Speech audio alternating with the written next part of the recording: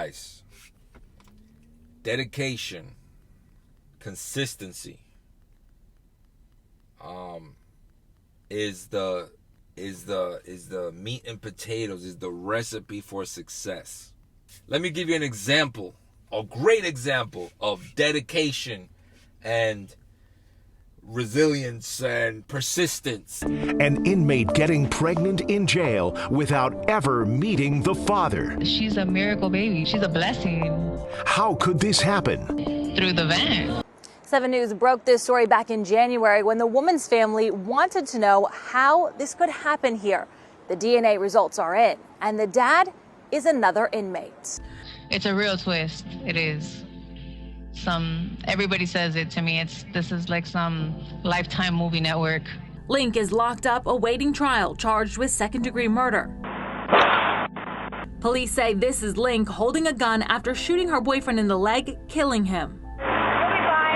She has been an inmate at TGK for more than 2 years, but in June, Link gave birth to this baby girl. She's a miracle baby. She's a blessing. A miracle, because Link says she's never met the father of her baby face to face. I've never met him. It's crazy.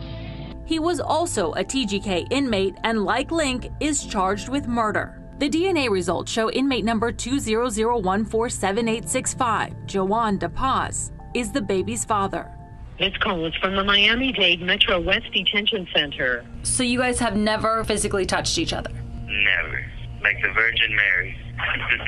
The big question here is, how did this happen? Through the vent.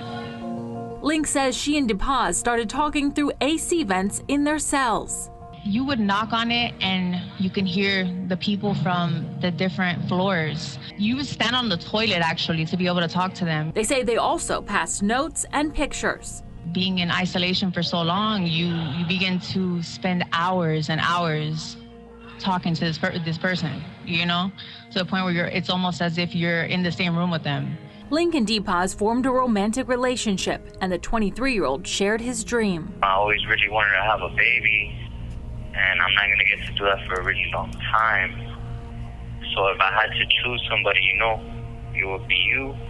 And she was like, yeah, we could do that. DePaz came up with a plan. I'm not going to lie, it's going to go down in history. I don't know what my fate is. You kind of don't know what yours. If we're going to go out, might as well just go out with a bang, you know? If it works, it works.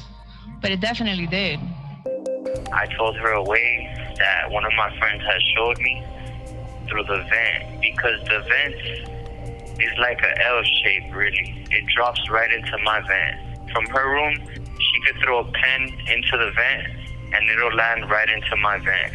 We have figured out a way to drop the line. It was a line that we had established out of like bedding material. I put the semen in a saran wrap every day, like 5 times a day for like a month straight. He would kind of like roll it up almost like a cigarette, and he would attach it to the line that we had in the vent, and I would pull it through.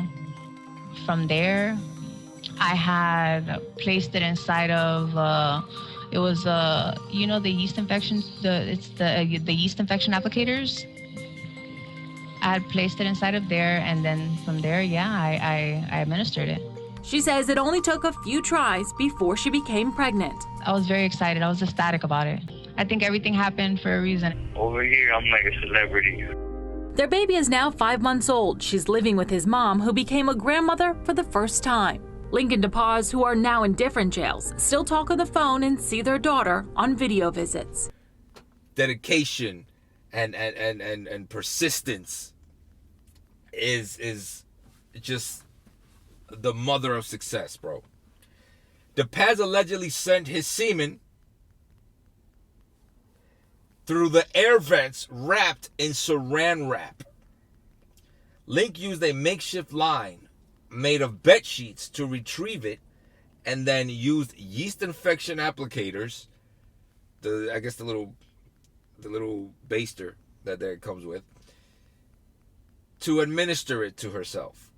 Now, the process continued for about a month, ultimately resulting in her pregnancy. God, so for a month, this guy was cream pie, and busting all kinds of nuts on saran wrap.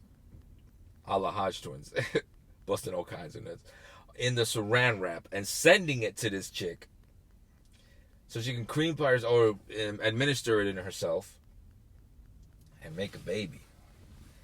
Link gave birth to a baby girl in June, referring to her as a blessing and a miracle babe. Both of them are murderers, mother and father, and they made a baby. It says the case raises ethical concerns about prison protocols, security breaches, and broader ethical implications of such actions. Now, my thing is, like, I worked in a prison. I was a CO, right? We never used to let the males and the females like hook up like that. Like they didn't chill with each other. You know what I'm saying? There was no, and even like I think even if they were like on a second floor, because you know the vents. There's one vent that goes down. That's how inmates talk to each other. That they do. I've seen them. They do a lot of things through the vent. You know, that's how they communicate. We would stop them a lot of times. Sometimes it'd be like, you know, just I'm not gonna sit here going through every single cell looking at you talk, especially late at night. You know what I mean? But they would talk through the vents, and sometimes they would send stuff through the vents. Yeah, that does happen. That's definitely a reality. But I've never had. At least myself, I don't remember seeing in the 6 years I did it, or 5, I don't know how many long, it was too long.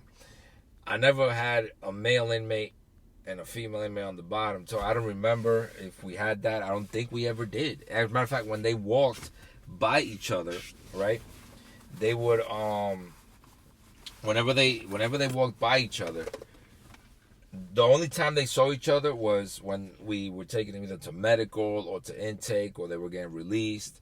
That's the only time. And then once they're released, they're released. But I never seen them just like chilling together like that. Like where one's on top, where they could be on one vent on top of the other, where you could, you know, let some semen down on the vent, and you know what I mean. That's like something I joke about with my military friends. That's crazy. This guy brought it to a reality. That is dedication. You understand that?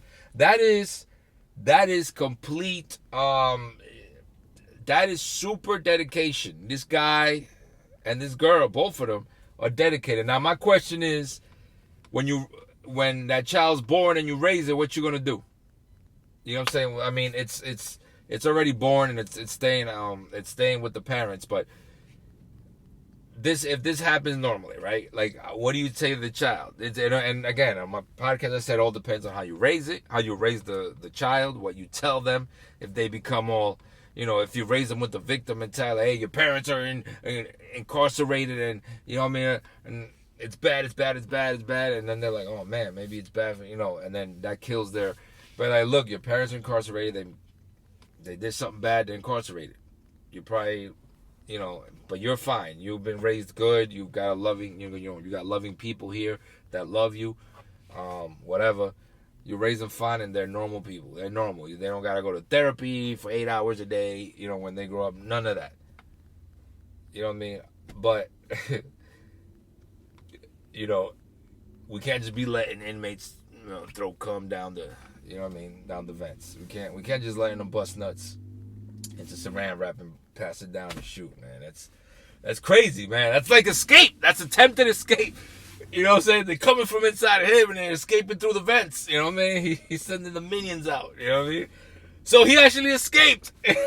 Part of him escaped. Nah, I'm joking. That's fucked up. Anyway, man, that's all I got. I just wanted to share that, man. Don't forget to like, subscribe, follow me on social media, guys. Let me get out of here, man. It's getting hot over here. It's like cold and hot in Florida. I'll see you guys on the next smoke.